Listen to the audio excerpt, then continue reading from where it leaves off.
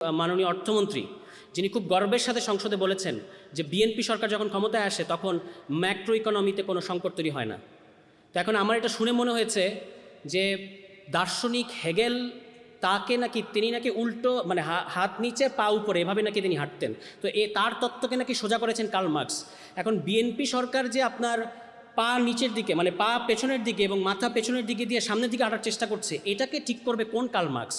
কারণ তাদের যে ইতিমধ্যেই ইকোনমিক প্ল্যান বা যেটা তারা করেছে, ইতিমধ্যে আইএমএফের লোন পায় নাই, ফিচ রেটিংয়ে তারা নিচের দিকে নেমে গেছে, মানে ফিচ রেটিংয়ের আউটলুকে বাংলাদেশ নেগেটিভ এসেছে, এটার মধ্য দিয়ে সামনের বিনিয়োগ এবং কর্মসংস্থানে একটা ভয়াবহ ইম্প্যাক্ট তৈরি হতে যাচ্ছে। তো আমাদের অর্থমন্ত্রী যে বলে ফেললেন যে কোনো মানে ম্যাক্রো ইকোনমিতে কোনো ঝামেলা হয় না এবং ভঙ্গুর অর্থনীতি নাকি তারা উত্তরাধিকার সূত্রে পেয়েছেন। তো আমার খুব সিম্পল প্রশ্ন, ওই ভঙ্গুর অর্থনীতি অর্থাৎ ডক্টর মোহাম্মদ ইউনূসের অন্তর্বর্তী সরকারের আমলে আইএমএফ মানে ঋণের কিস্তি শুধু দিয়েছে সেটাই না, ঋণের পরিমাণও বাড়িয়েছিল, $70 কোটি তারা বাড়িয়েছিল। আপনাদেরকে ঋণ দিল না কেন? আইএমএফের কাছ থেকে আপনারা কেন শূন্য হাতে এসেছেন? এটার জবাব কি বাংলাদেশের মানুষকে আপনারা দিয়েছেন? আপনারা লোন পান নাই, কারণ হচ্ছে আপনারা এনবিআর সংস্কার করেননি, আপনারা ব্যাংকিং খাতে পুরনো লুটেরাদেরকে ফিরিয়ে নিয়ে এসেছেন। এসালম তাকে মাসুদ নামে ফিরিয়ে আনার জন্য আপনারা ব্যাংক রেজলিউশন অধ্যাদেশের মধ্যে একটা ইঞ্জিনিয়ারিং করেছেন, এই কারণে আপনাদেরকে লোন দেয় নাই। সোজা কথা বলেন বাংলাদেশের মানুষের কাছে। এবং এই যে নেগেটিভ আউটলুক আপনারা পেলেন ফিচ রেটিং, আপনারা জানেন যে যারা যারা দাতা গোষ্ঠী যারা বাংলাদেশকে লোন দেবে তারা কিন্তু এই ফিচ রেটিং দেখে বাংলাদেশকে লোন দেবে, বা দেবে কি দেবে না সেটার ব্যাপারে সিদ্ধান্ত নেবে। এবং এইটার কারণে ওই যে তারা বলেছে 1 কোটি কর্মসংস্থান, আমি একটু বিনয়ের সাথে বলতে চাই, আপনারা 1 লক্ষ কর্মসংস্থান তৈরি করে দেখান। আমাদের এই জিডিপি যে গ্রোথ, এটার ব্যাপারে একটা প্রচলিত কথা হচ্ছে এটা একটা জবলেস ইকোনমি তৈরি করে। বিএনপি এটাকে যেখানে নিয়ে যাবে, এই জবলেস ইকোনমিকে জব লস ইকোনমিতে নিয়ে যাবে। আমি আজকে বললাম আপনারা তারিখ সহ লিখে রাখেন, তারা বলেছে 1 কোটি কর্মসংস্থান তৈরি করবে।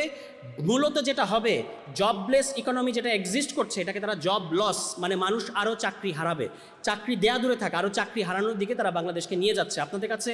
তো এই বাজেট আমি দেখলাম যে এবার বাংলাদেশের রেকর্ড বাজেট হচ্ছে 9,30,000 কোটি টাকার, তার মধ্যে দ্বিগুণেরও বেশি হচ্ছে পরিচালন ব্যয়, যার সোজা অর্থ হচ্ছে আমলাদের চা নাস্তা বিস্কিট খরচ, তাদের যে ফ্যাসিলিটিস আরামায়েশ সেগুলোর জন্য বরাদ্দ বাড়বে। এবং এটার আলটিমেট ঘানি টানতে হবে বাংলাদেশের জনগণকে। আপনি বাংলাদেশের মানুষকে যে কোনো রাস্তায় সাধারণ মানুষের কাছে বাজেট নিয়ে প্রশ্ন করবেন, দেখবেন মানুষের বাজেট নিয়ে কোনো আগ্রহ নাই। দেশে এত বড় একটা ঘটনা, এখানে লক্ষ লক্ষ টাকার আয় ব্যয়ের হিসাব হচ্ছে, কিন্তু বাংলাদেশের সাধারণ মানুষের কোনো এটা নিয়ে কোনো আগ্রহ নাই, আগ্রহ থাকে না।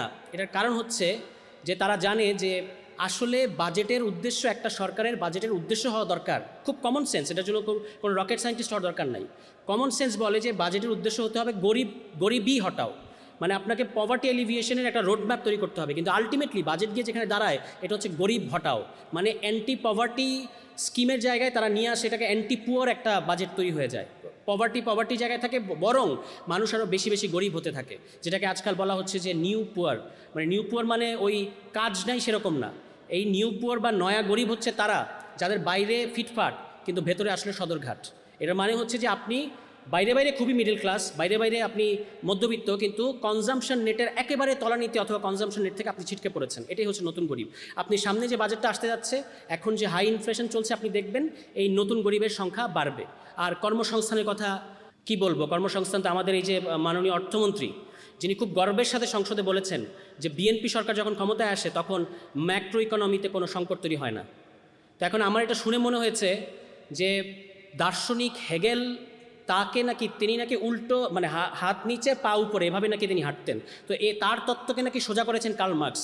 এখন বিএনপি সরকার যে আপনার পা নিচের দিকে মানে পা পেছনের দিকে এবং মাথা পেছনের দিকে দিয়ে সামনের দিকে হাঁটার চেষ্টা করছে, এটাকে ঠিক করবে কোন কার্ল মার্কস? কারণ তাদের যে ইতিমধ্যেই ইকোনমিক প্ল্যান বা যেটা তারা করেছে, ইতিমধ্যে আইএমএফের লোন পায় নাই, ফিচ রেটিংয়ে তারা নিচের দিকে নেমে গেছে, মানে ফিচ রেটিংয়ের আউটলুকে বাংলাদেশ নেগেটিভ এসেছে, এটার মধ্য দিয়ে সামনের বিনিয়োগ এবং কর্মসংস্থানে একটা ভয়াবহ ইম্প্যাক্ট তৈরি হতে যাচ্ছে।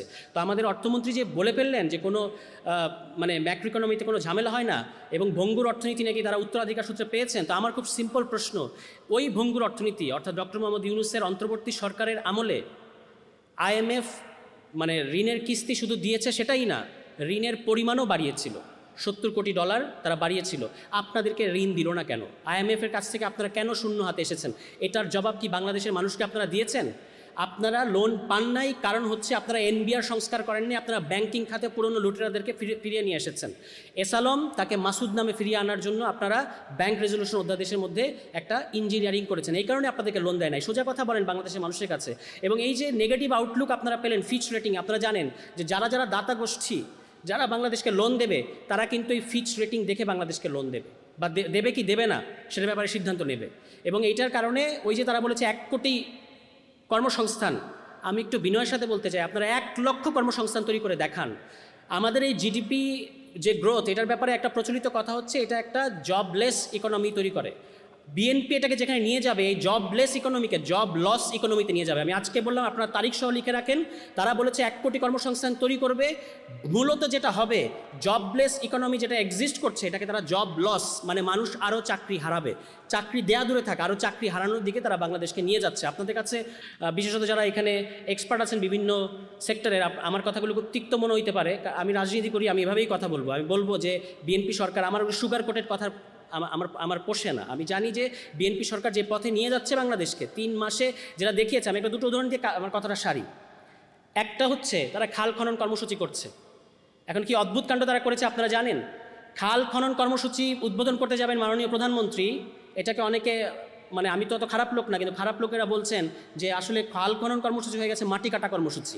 এনিওয়ে, তো এই খাল খনন কর্মসূচি তিনি করতে যাবেন, এ কারণে 200 গাছ কেটে ফেলা হয়েছে এবং সেই গাছগুলো বিক্রি করছে বিএনপির লোকেরা, 1 নম্বর। দ্বিতীয়ত হচ্ছে, খাল খনন করবেন বলে একটা খাল যেখানে অলরেডি পানির প্রবাহ আছে, সেই পানি পুরোটা সেচে এটাকে একটা শুকনো জায়গা পরিণত করে সেখানে বাঁধ দিয়ে তারপর ওনাকে দিয়ে কোদালে কোপ দেওয়ানো হয়েছে এবং উনি যাওয়ার পরে আবার বাঁধ খুলে দেওয়া হয়েছে। এভাবে চলছে খাল খনন কর্মসূচি। মানে আগে তো লোকে বলতো যে খাল কেটে কুমির আনা, তো ওনারা খাল মানে আটকে দিয়ে কাকে আনতে চাচ্ছেন এটা আমাদের কাছে পরিষ্কার না। এবং এভাবে জনাব তারেক রহমানের বিএনপি সরকার 3 মাসের মধ্যে তাদের যে মাস্টার প্ল্যান বাংলাদেশের মানুষকে দেখিয়েছে, এটা আমার তো খুব ভয়। আপনারা বারবার বলছেন শিক্ষা খাতে বাজেট বাড়ান, প্রতিরক্ষায় বাজেট বাড়ান, স্বাস্থ্যে বাজেট বাড়ান। এখন এই বাজেট বাড়ালেই তো আমার মাথায় কাজ করে যে এটা তো আরও লুটপাটের ক্ষেত্র প্রশস্ত করছে। হামনি একটা কথা বলি যে বাংলাদেশ বিএনপি সরকারকে পরিষ্কার করতে হবে। আর কতদিন বিগত অন্তর্বর্তী সরকারের উপর দায় দিয়ে আপনারা নিজেদের দায় এড়িয়ে যাবেন? 6টা 7টা হাসপাতালে ঘুরে চিকিৎসা না পেয়ে যে বাচ্চা মারা যাচ্ছে, কিংবা যে ওই যে সামান্য অক্সিজেনের পাইপলাইন না পাওয়ার কারণে যে বাচ্চা মারা যাচ্ছে, সেটার জন্য আপনারা কাকে দায়ী করবেন? এটার জন্য দায়ী আপনাদের ভুল পলিসি। আপনারা এখনও পর্যন্ত এই 1.5 মাস পার হয়ে যাওয়ার পরেও এই পরিস্থিতিতে কোনো ধরনের কার্যকর পদক্ষেপ নেন নাই, বরং আপনাদের অ্যাটিটিউড দেখে মনে হচ্ছে আপনারা একটা ওই পপকর্ন নিয়ে বসেছেন যে মারা যাচ্ছে, আমরা শুধু বলবো অন্তর্বর্তী সরকারের দায়ের কারণে মারা গিয়েছে। এবং প্রতিরক্ষার বিষয়ে লাস্ট কথা আমি বলি, বাংলাদেশ রাষ্ট্র গোড়া থেকেই এখানে যারা প্রো ইন্ডিয়ান যে ব্লক, তারা একটা ধারণা সৃষ্টি করেছে আমাদের কোনো স্থায়ী সেনাবাহিনী দরকার নাই, আমাদের কোনো বর্ডার গার্ড দরকার নাই। তার কারণ হচ্ছে আমরা তো চারিদিকে বন্ধু বেষ্টিত হয়ে আছি।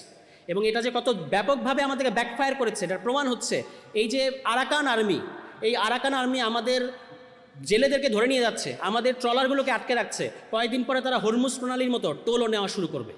এবং সেইটার ক্ষেত্রে বাংলাদেশ একটা আধুনিক রাষ্ট্র হওয়ার পরেও তার কিন্তু কোনো প্রতিক্রিয়া আপনারা দেখতে পাচ্ছেন না। ফলে প্রতিরক্ষা, গণপ্রতিরক্ষাকে মাথায় রেখে যদি আমরা আমাদের প্রতিরক্ষা সাজাতে পারি, যেটা আমরা আমাদের 24 দফার মধ্যে বলেছি, তাহলে বাংলাদেশকে সমীহ করা শুরু করবে দক্ষিণ এশিয়ার রাষ্ট্রগুলো, বিশেষত যারা আমাদেরকে চারদিক থেকে বেষ্টন করে রেখেছে। সবাই ভালো থাকবেন। আসসালামু আলাইকুম।